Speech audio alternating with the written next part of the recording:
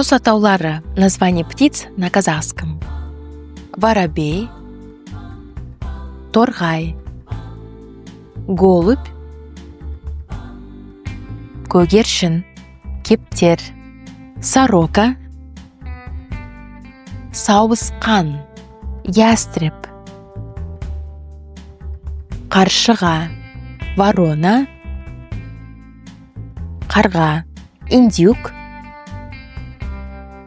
күркетауық, попугай, тотықұс. Подписывайся и изучай казахский.